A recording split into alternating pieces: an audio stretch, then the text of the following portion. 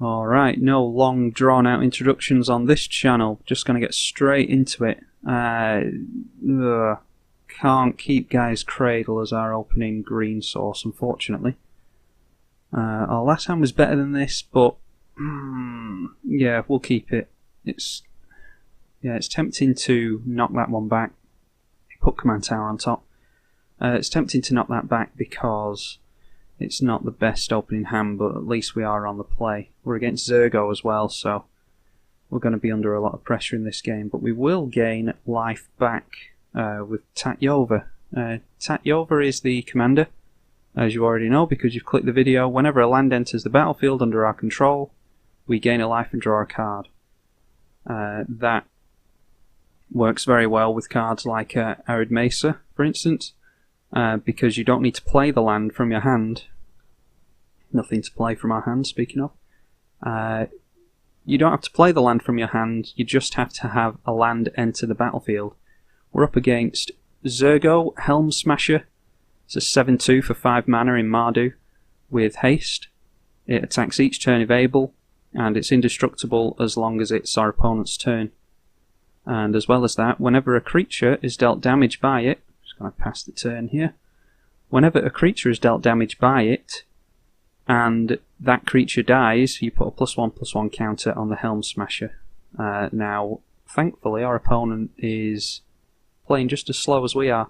I think we hold up Harrow and Beast Within. Probably going to use a Harrow, most likely sack a Forest for either 2 blues or a Forest Sander and an Island. I don't know. We'll see.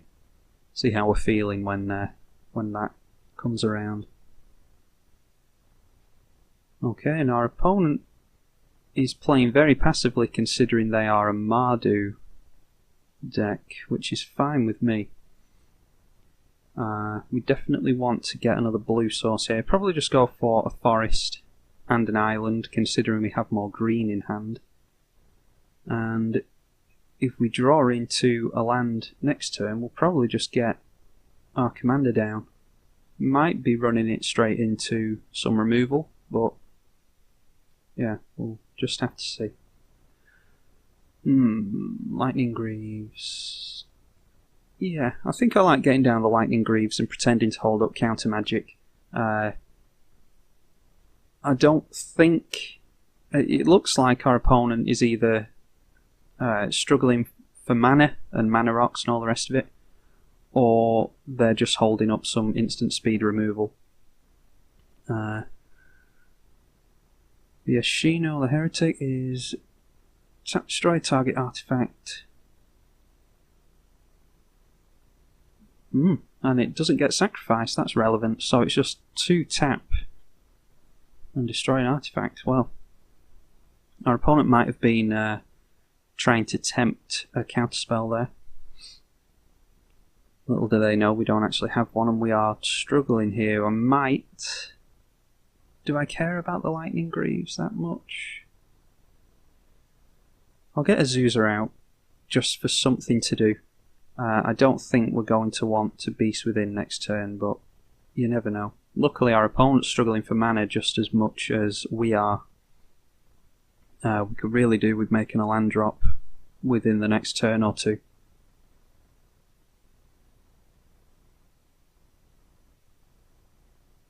Okay, looks like they're going for the Lightning Greaves here. So that might point towards the direction that they do have targeted removal. They might see Azusa as a threat. There we go. So, Swords to Plowshares on the Azusa. Don't actually mind that, to be honest, and we're just drawing into all the big spells in this deck. Yeah, I don't actually mind them getting rid of Azusa, seeing as how we didn't have any lands in play. And Lightning Greaves would have been nice to keep hold of, but I think when we went to equip Lightning Greaves to Tatyova, it would have been removed anyway. So we'll see if our opponent can catch up to us here. Oh, tell a lie, they've already caught up to us. I mean, get ahead of us on lands. Opponent's swinging in there. Not sure I would have bothered with that, to be honest, for just 1 damage. We might play some big artifact that they care about, but if they're going to tap out anyway. Oh, Tatyova, Lord of the Legion, is indestructible and a good commander in its own right. And there we go, we get the land there. I'm assuming our opponent doesn't have removal now, because they used the Swords to Plowshares and they tapped out for Tatyova. So we'll pass the turn. We still need to make land drops because Tatyova is fairly useless without making those land drops. Mainly using her for the card draw, but the life gain is actually of some use to us as well, especially against what should be a strong, aggressive deck like this. Hero's Downfall on Tatyova, so that will of course make her 2 mana more than she was last turn. Crucible isn't a terrible draw. It's just a shame we don't have a fetch land in the graveyard, but what we can do is play Crucible, make our land drop for the turn, and then hold up Beast Within. Yeah, can't use Beast Within on Tatyova because it is indestructible.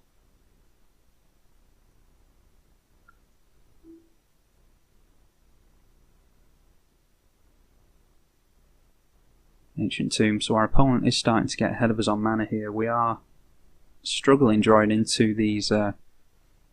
Ooh. We actually have a Queen Marchesa deck. It's a very powerful card, and Simic isn't the best guild for board wipes, so that is going to be a struggle to play against. I think we want to Beast Within on Queen Marchesa. It also keeps from buffing Tatyova by +5/+5 because he won't be able to swing in with a second creature. And yeah, gonna kill the Crucible of Worlds here, I assume. Okay, well, luckily we already have all our lands out of the graveyard, so would have hurt more if we had a fetch land in the graveyard there. Gonna take 2 from the Boros commander there. Right, and the land drop there is... what will we have? We'll have 4, 5, 6, 7...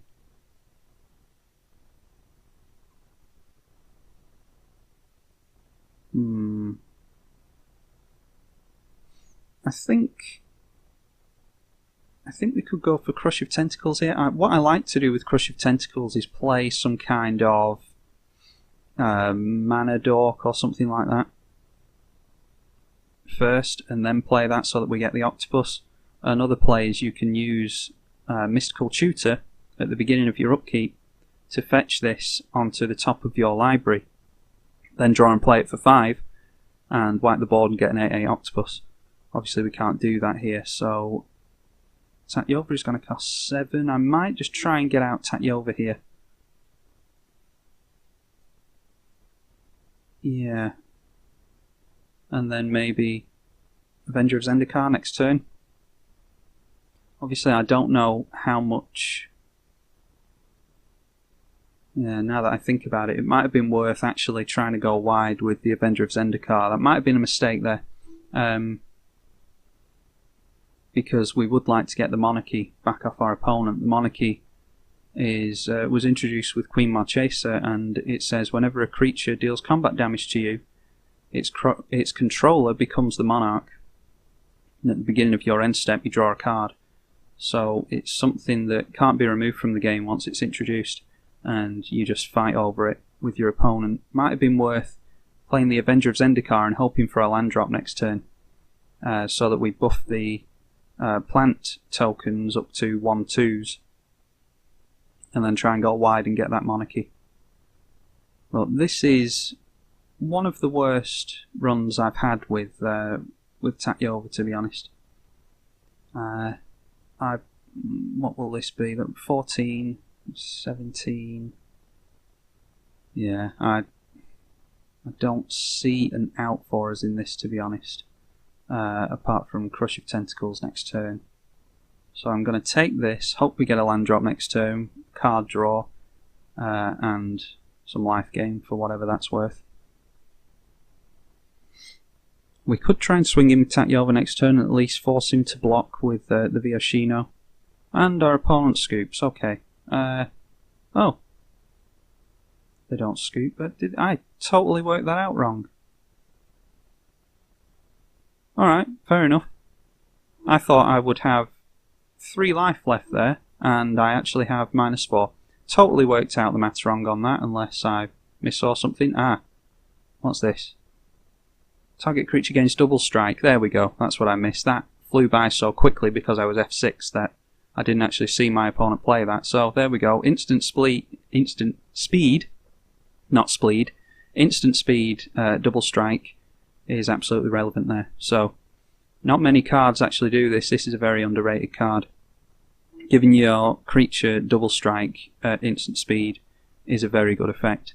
So hope you enjoyed the video, and I'll try and do some more Tatyova and try and actually get to play the deck as it should be played. I don't know what else to say. I'll see you later.